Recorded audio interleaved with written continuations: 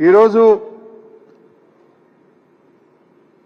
KRMB ప్రాజెక్టులు ఇలా ముఖ్యంగా మన హైదరాబాద్కు చాలా ఎఫెక్ట్ అవుతుంది. ఇలా రేవంత్ రెడ్డి గారు వీళ్ళ ప్రభుత్వం ఇవాళ కూడా మళ్ళేదో నోటుకొచ్చినట్టు మాట్లాడింది ఆయన. ఏంది కేఆర్ఎంబి ప్రాజెక్టులు అంటే ఏంది? శ్రీశైలం కానీ నాగార్జున సాగర్ కానీ మన కృష్ణా బేసిన్ మీద ఉన్న ప్రాజెక్టు అవుట్లెట్స్ ను కేంద్ర ప్రభుత్వానికి అప్పచెప్పడం. 10 ఏళ్ల కేసీఆర్ గారి ప్రభుత్వంలో మనం ఏ రోజు కూడా వాళ్ళు ఎంత ఒత్తిడి పెట్టినా మనం కేఆర్ఎంబికి ప్రాజెక్టులు అప్పచెప్పలేదు. మేము ఒకటే చెప్పినాం, మాకు 50% వాటా ఇవ్వండి. శ్రీశైలంను ప్లానింగ్ కమిషన్ చెప్పినట్టుగా దాన్ని హైడల్ ప్రాజెక్టుగా గుర్తించండి. మా డ్రింకింగ్ వాటర్లో 20% మాత్రమే మీరు లెక్కగట్టండి అని ఇట్లా మనం అనేక షరతులు కేంద్ర ప్రభుత్వానికి పెట్టాం.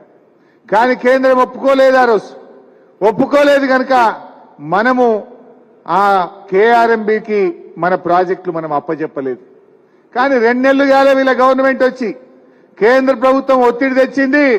రాష్ట్ర ప్రయోజనాలను ఫలంగా పెట్టి ఆయనతో పోయినరు మా ప్రాజెక్టులన్నీ మీకు అప్పచెప్తామని సంతకాలు పెట్టి వచ్చిండ్రు. ఈ విషయం మేము గట్టిగా అడిగితే ఏమంటాడు, లేదు లేదు లేదు అని మన మీద బురద జల్లే ప్రయత్నం. అన్ని చిల్లర మాటలు, పసలేని మాటలు. ఆయన దగ్గర విషయం లేదు కనుక విషయం జిమ్మేటువంటి ప్రయత్నం చేస్తూ ఉంటాడు. ఏమంటాడు, అసలు ఏపీ రీఆర్గనైజేషన్ యాక్ట్ లోనే కేఆర్ఎంబి ప్రాజెక్టులు అప్పచెప్పాలని ఉంది. ఆ రోజు బిల్లు పాస్ అయినప్పుడు కేసీఆర్ ఎంపీగా ఉన్నాడు. ఇది కేసీఆర్దే బాధ్యత. ఎంత తలకాయలేని మాటలు, ఎంత అతి తెలివి మాటలు. ఆ రోజు అధికారంలో ఉన్నది ఎవరు? ఆ బిల్లు పెట్టింది ఎవరు? కేంద్రంలో కాంగ్రెస్ పార్టీ కాదా? బిల్లు పెట్టింది కాంగ్రెస్ పార్టీ. ఆ బిల్లును తయారు చేసింది జైపాల్ రెడ్డి గారు, జయరాం రమేష్ గారు. బిల్లు పాస్ చేసింది కాంగ్రెస్ పార్టీ.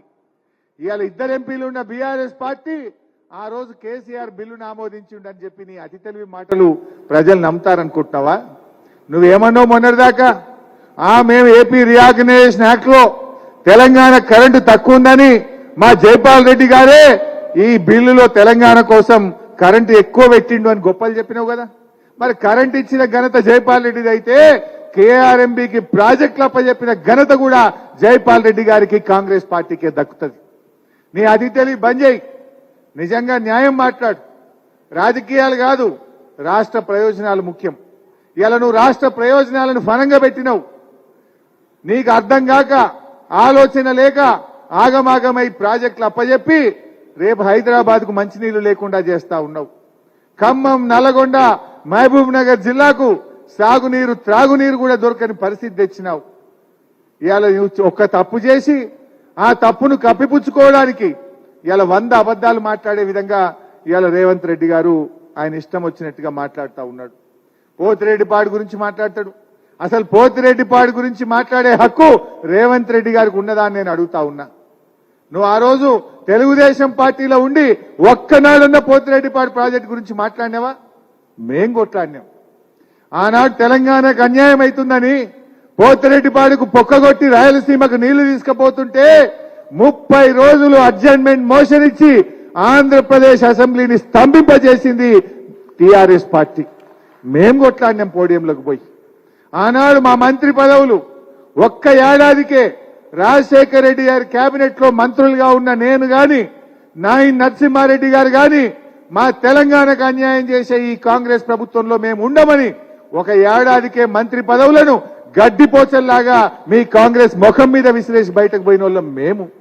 పోతిరెడ్డిపాడును అడ్డుకోవడానికి కృషి చేసింది మేము. నువ్వు ఆనాడు తెలుగుదేశం పార్టీలో ఉండి పెదవులు మూసుకున్న రేవంత్ రెడ్డి నువ్వా మా గురించి విమర్శించేది?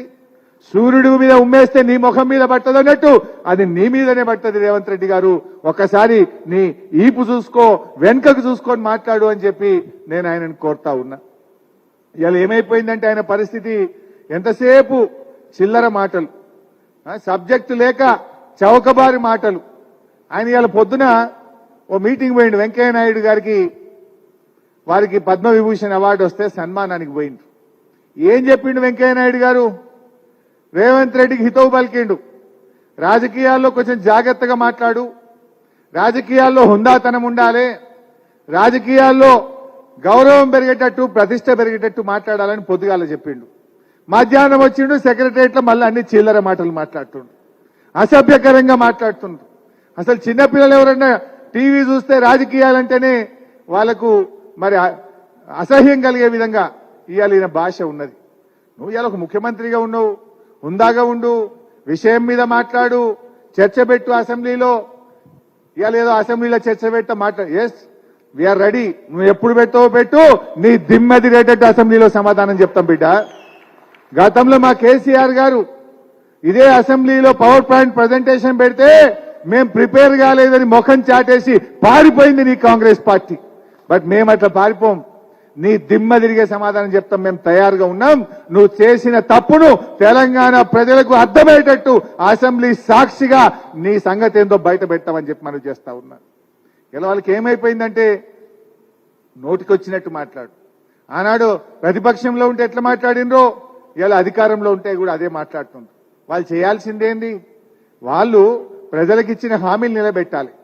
అది చెయ్యచాతగాక, అది చెయ్యడానికి అవకాశం లేక ఇవాళ మన మీద విరుచుకపడుతున్నటువంటి పరిస్థితి ఉంది. మీరు మాట ఇయ్యలే, డిసెంబర్లో 4,000 పెన్షన్ ఇస్తామన్నది మీరు కాదా? డిసెంబర్ 9 నాడు 2 లక్షల రుణమాఫీ చేస్తామన్నది మీరు కాదా? రాగానే 15,000 రైతు బంధు ఇస్తామని మాట తప్పింది మీరు కాదా? రాగానే వడ్లకు 500 బోనస్ ఇస్తామని మాట తప్పింది మీరు కాదా?